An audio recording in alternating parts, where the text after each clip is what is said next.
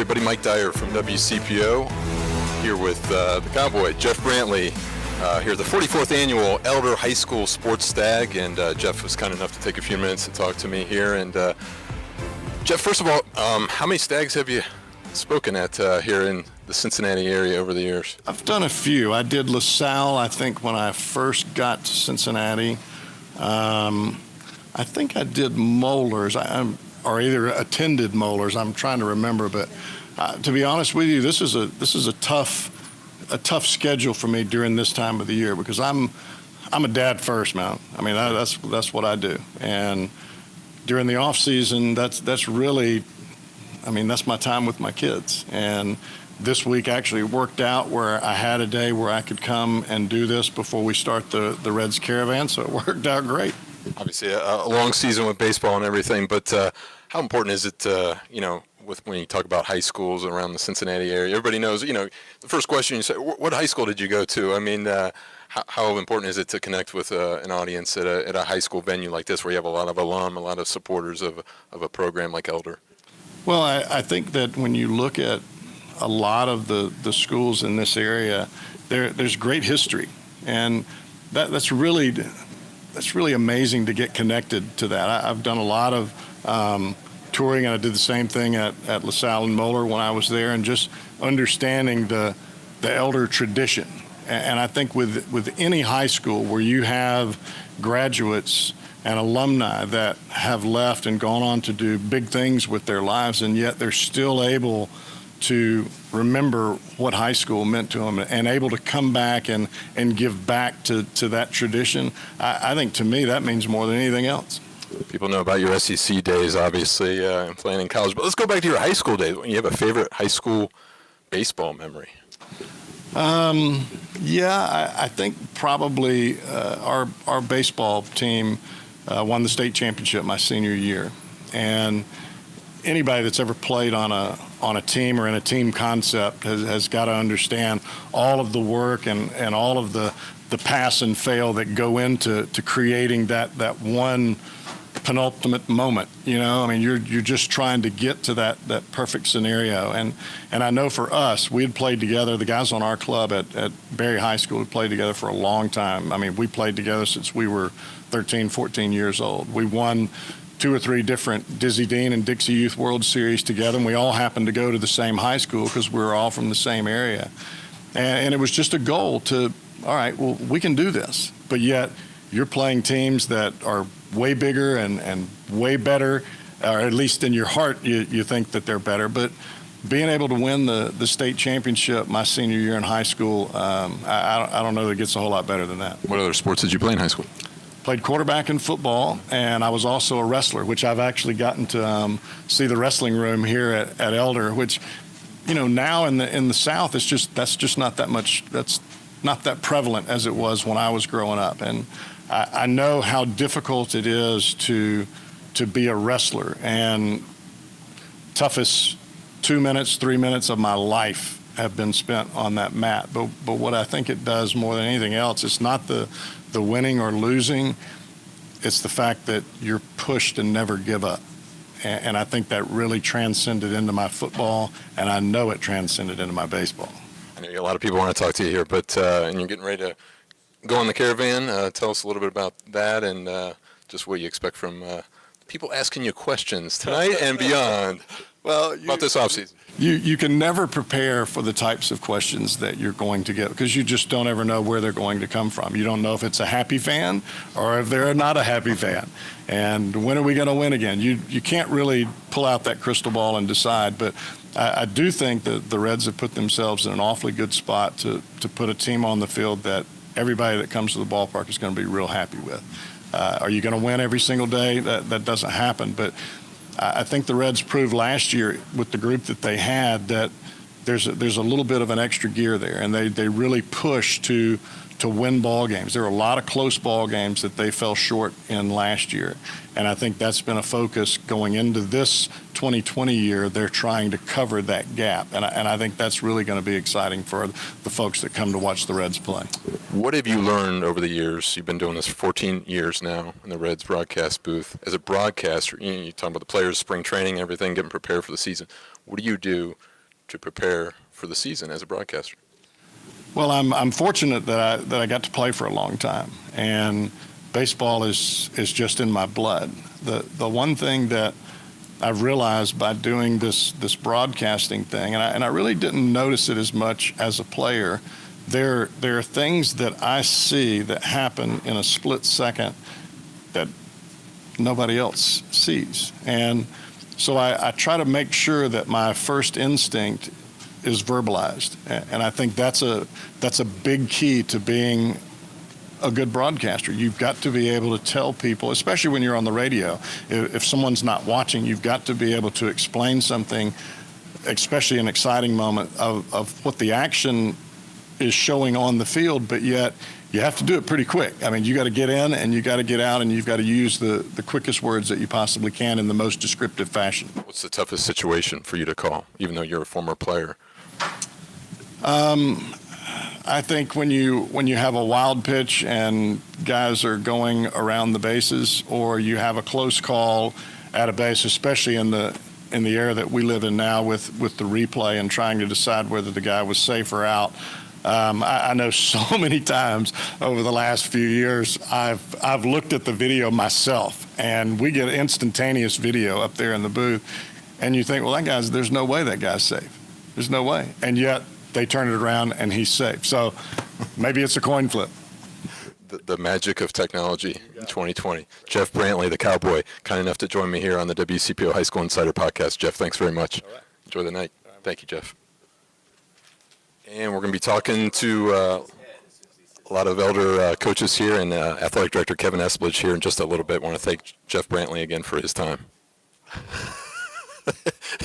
As Elder AD Kevin Espledge holding court here with some of the few coaches. But I want to welcome in Elder head wrestling coach Jason Roush, number one ranked Panthers here in the city. And Jason, thanks for taking a few minutes. Appreciate it. Thanks, Rob. Tell me a little bit about the team this season. I just mentioned number one in the city, captured the Coaches Classic, the third time in the past 4 years? Is that correct? Or? Yep, third time in the past 4 years.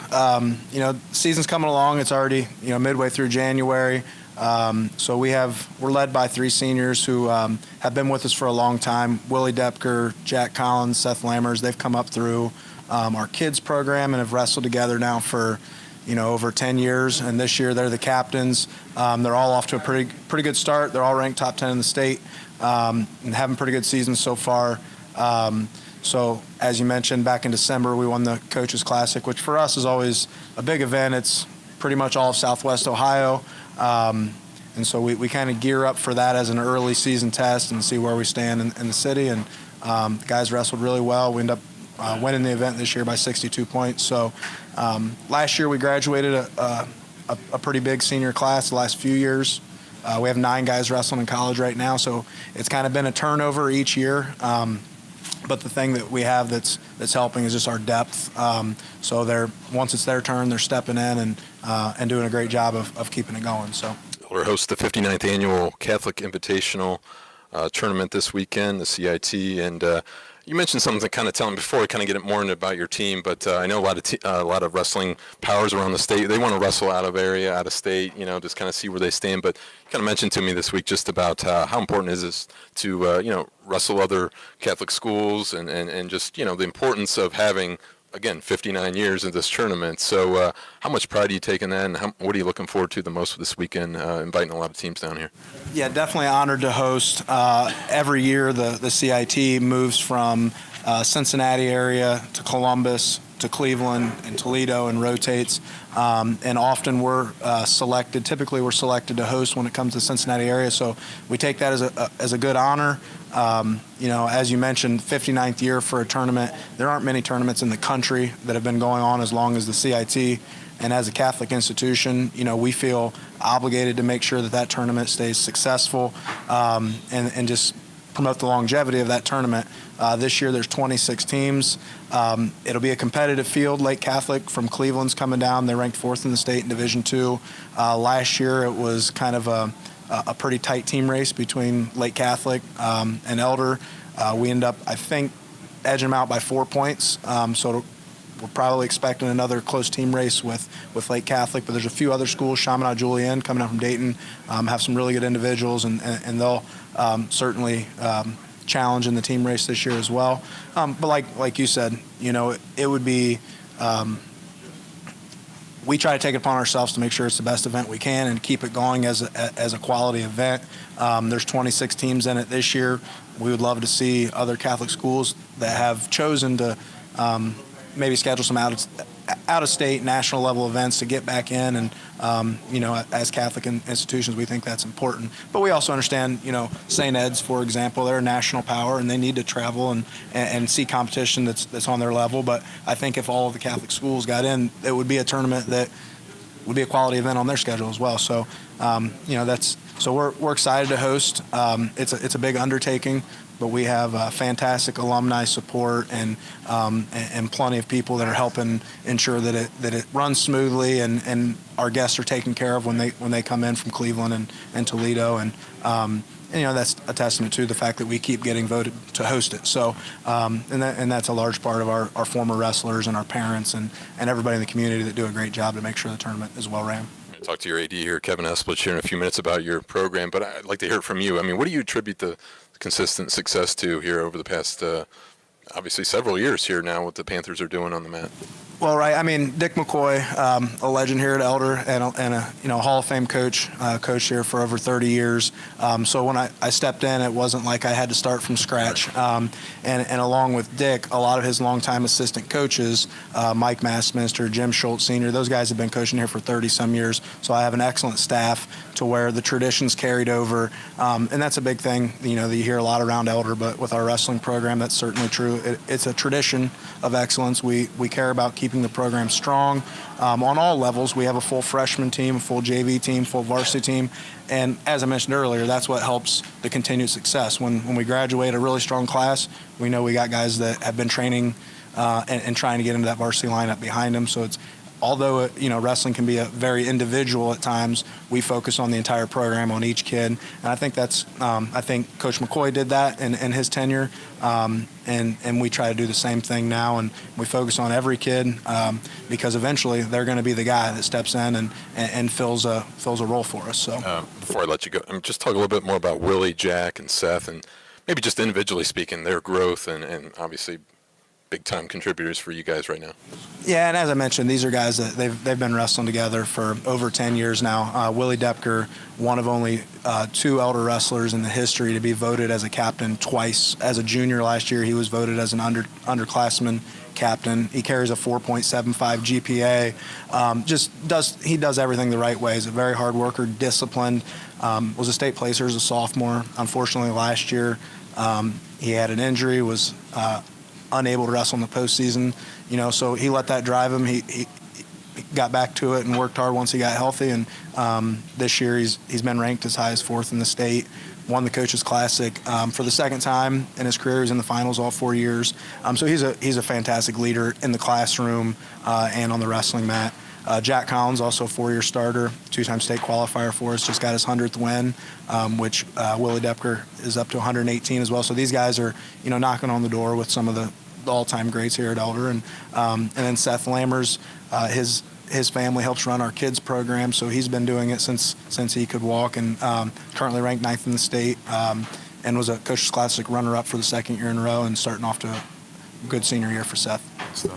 Elder head wrestling coach Jason Roush, hey, really appreciate your time and perspective. Best of luck to the Panthers, especially this weekend. Thank you very much. Thanks, Jason. And that was Elder head wrestling coach Jason Roush, and we're going to be talking to Elder head bowling coach Dave Sievers here in just a little bit. Here at the 44th annual Elder High School Sports Stag again, the WCPO High School Insider podcast. Dave Sievers, welcome to the podcast. Thanks for taking a few minutes. Appreciate it. And let me flip my page here because I got a full page of notes on your team as well. So pardon me for the little hiccup there. But Dave, obviously, 44th annual Sports Stag. Before we talk about your program and the great success of your team, undefeated start, 12-0. I mean, how significant is a night like tonight where you have the Cowboy here and a lot of Elder fans and supporters and alumni, obviously? Yeah, it's great. It's a great event for us as usual every year, and I always look forward to tonight because you kind of get to rub elbows with the people that got us here before me, and that really support the program and Elder High School, and obviously to meet the Cowboy. It's awesome. So every year is great. So let's dive into your program. As I mentioned earlier this week on our high school sports Facebook group, 12-0 for the first time in program history. You took care of business there in the what was it, the Lancer Baker Bowl this past weekend. Talk about that a little bit in your 12-0 start right now. I do have to correct one thing because I got a text message yesterday, second time in program history. So 2002, I want to give them a shout. Right. 2002 was 13-0, so I want to make sure that they got their props. Absolutely, right. Which is great. Yeah. No, we've had a really strong season start. We're 12-0, like we said. Finished top 10 in every tournament that we've bowled in this year. Our focus has really been more tournament play this year. And this team is coming off of a fourth place state, fifth place in the nation of last year, and we have the whole team back except for one. So a lot of experience, all seniors. So we're looking forward to seeing how this plays out. What do you try to get out of the month of January? Because the tournament's coming. I mean, what are the things that you've been telling these guys individually and collectively? Yeah, we really focused our season schedule this year to almost have a tournament every weekend. So we are really diving into whether it be a all-point or all-pin total tournament or a match play tournament or a all-Baker format like this past weekend. We've really done well in qualifying in all tournaments. I think we've been in top 3 of every tournament that we bowled in this year, qualifying. It's a matter of finishing. This team knows how to finish, but it takes them that competition to get them over the hump, and this January is when that happens. So it's a good start, back-to-back wins. So. Talk individually about your seniors. Obviously, we'll start with Jackson, but how effective has he been as of late for you guys? Yeah, Jackson was a transfer from St. Xavier last year, and I think he was still feeling his way a little bit last year. He performed great last year, really well, and he's worked really hard in the offseason, and this year he's been lights out, and he's been our most consistent bowler the whole year. Him and Ryan Koffenberger, obviously, but Jackson has really come on of late, and he's just a calm influence on everybody on the team, and very consistent. And he's been great. And biggest part of his game this year is he's making all the spares, which is great. I'm knocking on wood, Jackson. So, but yeah, he's been, yeah. Obviously, Jackson with an average 219, high game of 278, high series of 518. Senior Cameron Brocker, 207 average. Ryan Kaffenberger, as you mentioned, 216. Senior Ethan Boyers, 212. And senior Tyler Jansing with 200. Maybe some of those guys, can you talk about just their growth here this season? Sure. Well, this whole team started as freshmen together, and they won the JV championship as freshmen. So they've kind of grown up together. So they all push each other. And just the chemistry on this team is just unbelievable. They all like each other. We actually went to one of the parents' house before our tournament Saturday as a breakfast, as a team, and they invited us all in as coaches too and parents, and it's just the whole team and the family atmosphere that we have.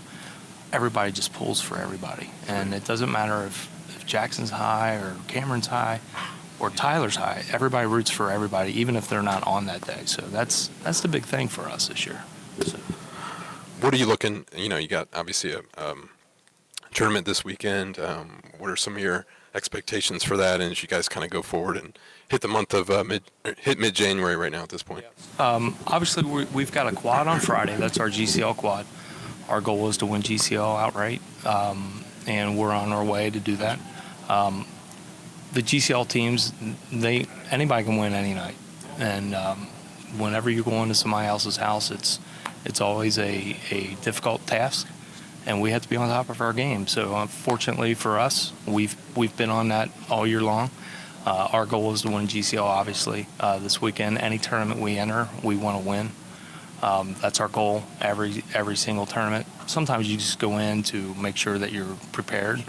Our goal is to win, and every tournament that we enter this year, and obviously we'll have sectionals in February, starting in February, and then we go to districts and state. And our goal is to win all those. And this team has the talent. This team should. Pressure squarely on us, and I'm just trying to keep my feet out of the aisles. Before I let you go, just about the support from the school, the families, everybody. I mean, what's that been like for you this season? It's always great to have support from Elder and Kevin and the whole staff here at Elder High School, and Adam Duell, I gotta give him a shout out. One of our students comes in and does our videos and things like that, live feeds, and just our parents. The word has gotten out about our program. All three levels, we have three teams, a JV and a B and an A. All three levels are undefeated this year. We have 10 seniors in our program this year, so a lot of people were saying that this is our year and next year's going to be a lean year. Well, I got to tell you, our JV team's average 900. They're undefeated. They're shooting 2,700s, and our B team is averaging over 930. We don't do the rankings in the city anymore, but I would think that both those teams would be right up there. But we're really excited, and to be able to have the program be able to make cuts. As a coach, you never like to make cuts, but be able to have that luxury is great too. And we've had some really decent kids that probably could start for other teams that we've had to cut this year, and that's a good problem to have. But it's also the worst day of my life of the year. So, but no, the community and everybody's really rallied around us, and like I said, I can't thank them enough. Head bowling coach Dave Sievers here at Elder High School. Really appreciate your time and perspective. Best of luck to the Panthers. Thank you, Dave. And again, we've spoken to the Cowboy, Jeff Brantley, Elder head wrestling coach Jason Roush, and Elder head bowling coach Dave Sievers. Next in the seat here, Elder head football coach Doug Ramsey. How are you doing, Doug? How are you? Doing well, thanks. Thanks for taking a few minutes. And I guess, first of all, we've been to the Stag many years here, and I'm sure it's a new night every year, and you enjoy seeing all the supporters and alumni and everything. I mean, how important is tonight?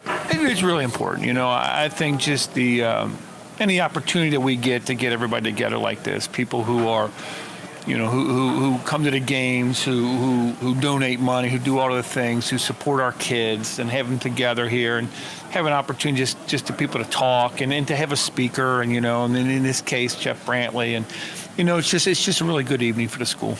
How big of a baseball fan are you? Because I know you're a football guy, but yeah, baseball. I like baseball. I was a baseball player back in the day, and I enjoyed baseball. I actually even coached. Yeah, I forgot about that. I even coached. I coached 2 years here in 1988 and 1989. I was coaching JV baseball. Me and Principal Kurt Ruffing were the JV baseball coaches. about that, a little trivia here on the podcast. What position did you play when you were playing? I was first base outfielder. Yeah. Could you hit? I was okay. Yeah, I was okay. Tell them the truth. Tell us a little bit about first of all, before we get into maybe this past season and look ahead to 2020, Joe Royer going to Hawaii. Is there any chance you're going to be an assistant coach? He's playing in the Polynesian Bowl this weekend. Any chance of that? I wish I didn't get the opportunity. As I said, when Kyle and Tommy Kramer played in the Army All-American Bowl, they flew the head coach down there, and he got the opportunity. I didn't get any tickets to Hawaii. So, but yeah, it's good for him. It should be a great experience for him and his family.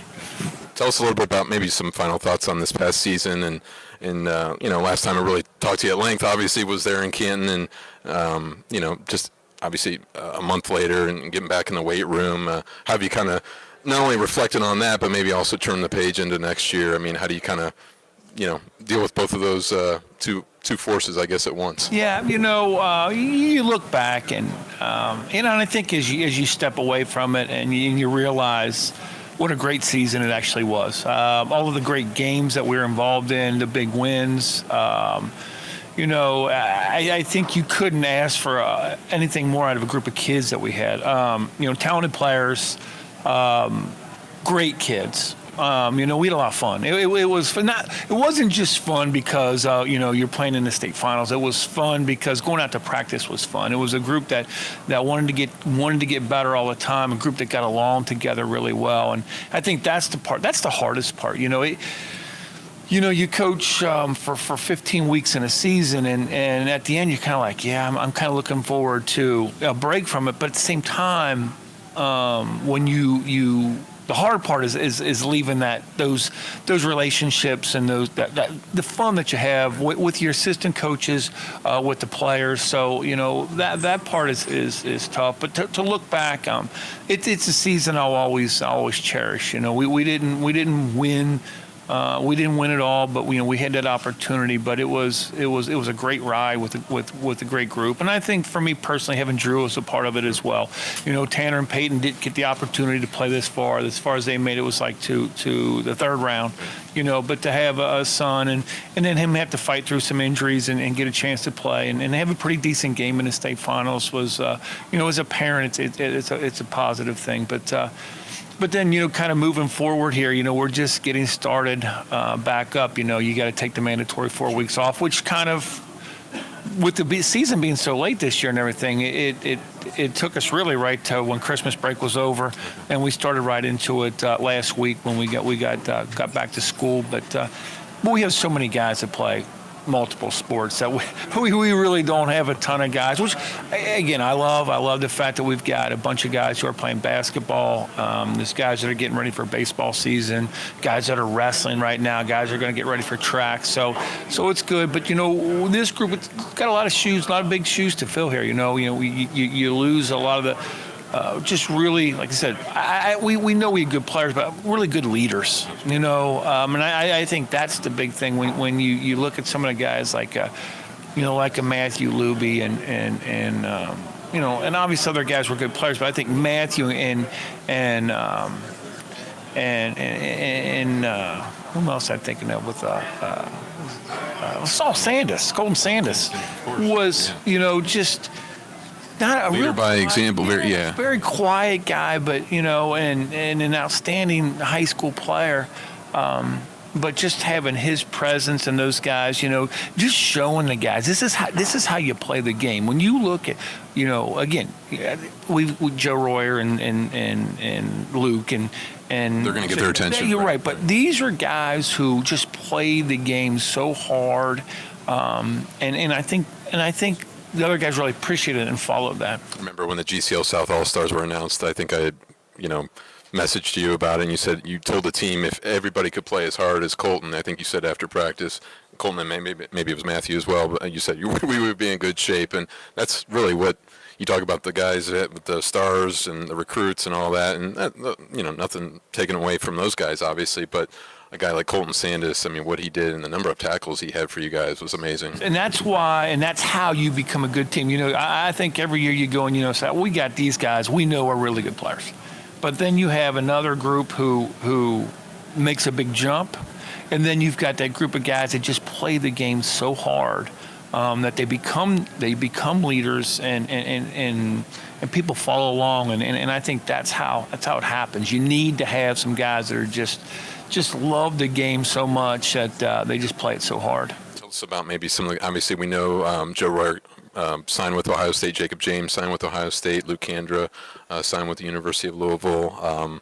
Here's some other guys that are maybe still looking at their options, and you have any updates on those guys? Really not a lot. Where Matthew's kind of looking at a couple of places. Connor Keys he's going to take an official visit to VMI.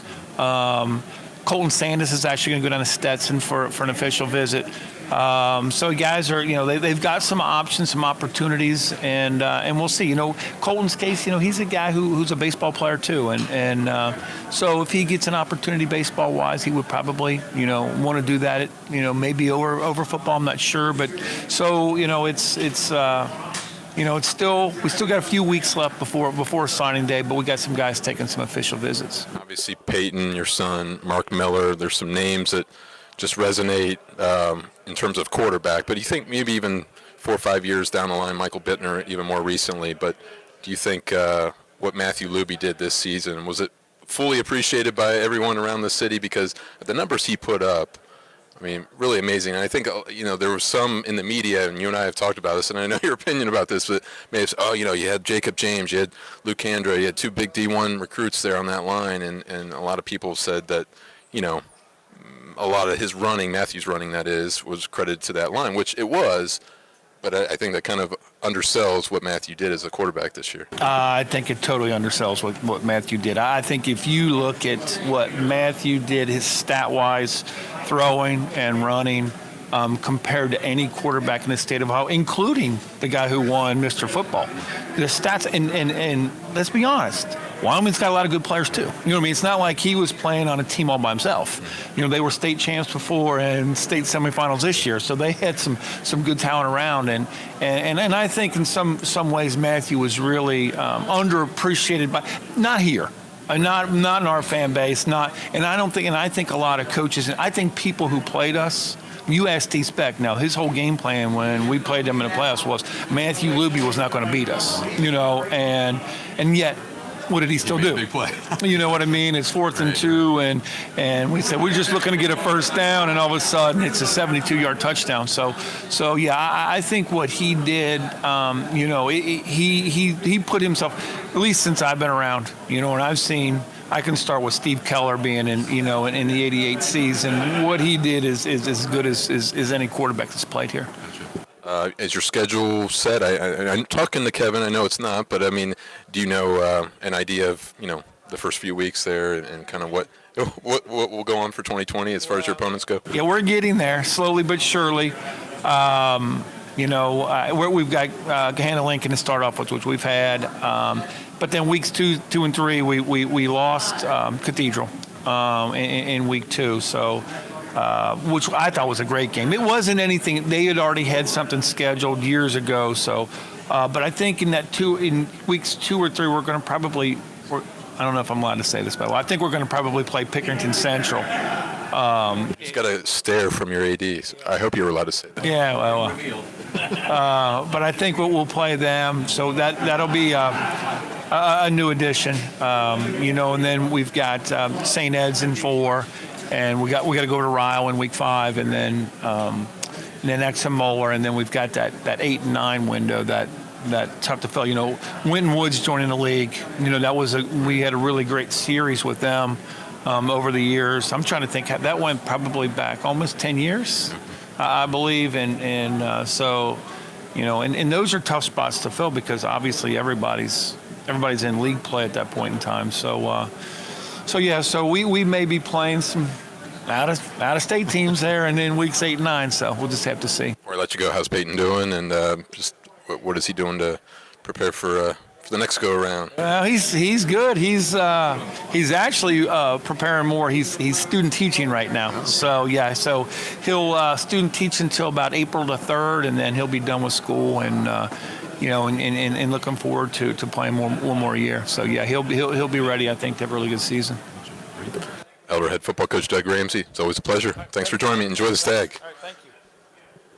And of course, last but not least, the Elder AD, Kevin Esplage, who lets all his coaches go before him, being a man of the people.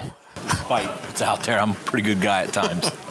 Well, thank you, first of all, for talking to me and WCPO here on Short Notice on Friday, as we talked about Kyle Rudolph and did a nice story with all that. And obviously, Kyle being such a good ambassador, was the 43rd annual Sports Stag speaker a year ago, sitting on this couch. And it was a delight to talk to Kyle, so really appreciate that. But Kevin, the 44th annual Stag, how much are you looking forward to tonight and hearing the Cowboy? I'm most excited being a baseball guy myself. Most of my background's baseball to hear his stories. I'm sure he has some dandies. But yeah, it's a great event. Seems a little bit earlier than years past, but just to bring everybody back and celebrate what's happened over the past year and recognize those events and just have a nice, good, casual time.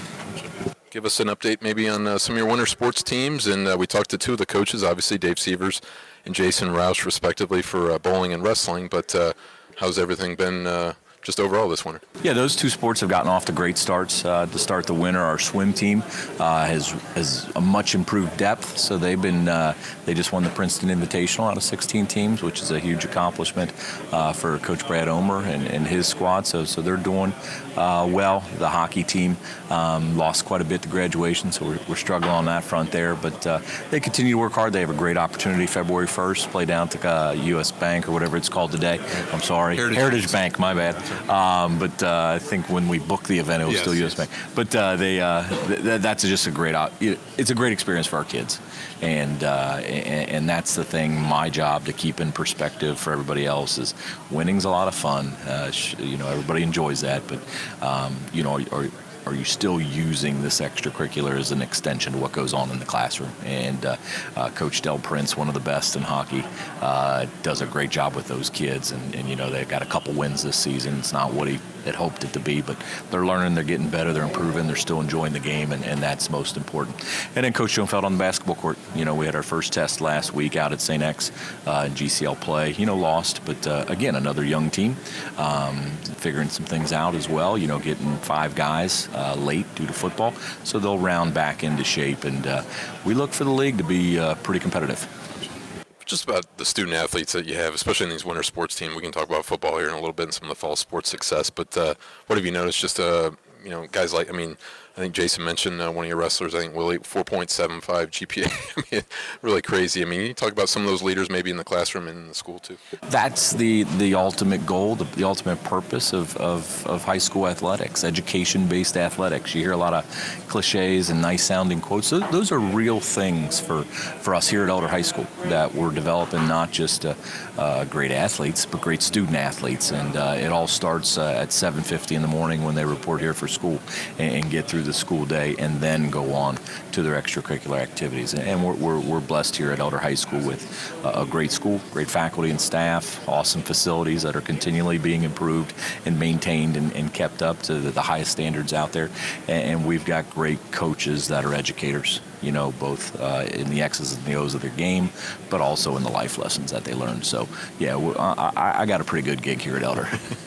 What do you like most about being an AD? I've never asked you that question. What do you like? We talk about there's challenges. We talk about everything that's going on with the OHSA, and we can get into that. That's another episode and all that stuff. But certainly, it's got to be rewarding to see, as you just mentioned, not only success on the field or the court or the mat or whatever it might be, but just the leadership, the leaders that emerge, the academic side of things as well. It is. There's so many levels to it. There's so many layers to the onion to peel, and I can go on and on and on with the cliches. It's a tough job, but the end result, nights like this, to see guys from years past and talk about their experiences and how much they want to share their experience with the current guys, and then watching our current guys develop through the years and where they end up. It's the job has its rewards, but it certainly has its challenges as well. Obviously, you talked about with Coach Ramsey, the football success and everything from the fall, but any other takeaways from the fall in terms of just the success of your teams and maybe some individual student athletes as well? It was just a great fall. The hallways are a lot of fun when things are going well, not just with football, but we went as far as we've gone in soccer since 2016, I believe. So Coach Gray and his group did a great job, and under the new leadership in cross country with Brian Flaherty, you replaced a Coach Spencer that had been here for 46 years. That's a long time, and so that went as seamless as possible. He ran for coach, but and then just seeing the incorporation with the new fitness center and the new space. This is going to be its biggest purpose in the winter time. If the weather gets bad, having all those bodies in there working out, getting better, and it's just been nice. I do try and walk around after school and check out what's going on in there and all the kids working, whether they're in season or out of season getting ready for the next. They're in here working out in the Panther Fitness Center. So a lot of great things going on here.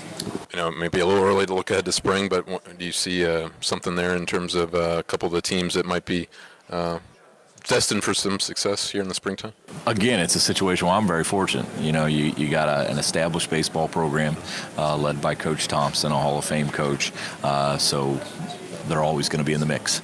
And so, we've got some, you mentioned Colton Sandus and Corey Klingenbeck and Zach Williams coming back as a core to the baseball program. So, but again, we play in an awesome league, so that'll be a challenge. Sean Tierney and what he does with volleyball, again, the GCL is always represented there in the state competition. So, and Coach Gruber with lacrosse, he'll be in year 3, and so now you'll see his system, his players that know him and know what his expectations are. Would continue to make strides, and the same with Coach Lucas with tennis. So, we had record numbers try out last year for tennis. So, it'll be a fun spring. Before I let you go, got a concert at the Pit in May. Darius Rucker. Got stuff going on with the Panther Fitness Center. Maybe some other facility updates on that and on that front. Yeah, we still have a lot going on. Yeah, another great idea, having this concert May 7th. Darius Rucker, the brainchild of our great friend Kyle Rudolph. It's going to be a great experience and an opportunity to share Elder, to share the Pit, to share this experience. Has been interesting so far, so we're looking forward to that. But then this summer, Kim Knoppe, a class of '69 alum for us, he's going to take care of finishing up the second floor of the Panther Fitness Center. So that construction will be this summer. This facility we're in right now for the library and Shaper Center is going to get revamped this summer, along with our wrestling and volleyball gym will get a facelift too. So there's always construction can be a nuisance, but it's always a positive thing on any campus. And here at Elder High School, we're certainly committed to making sure we're giving our students the best opportunities out there to them.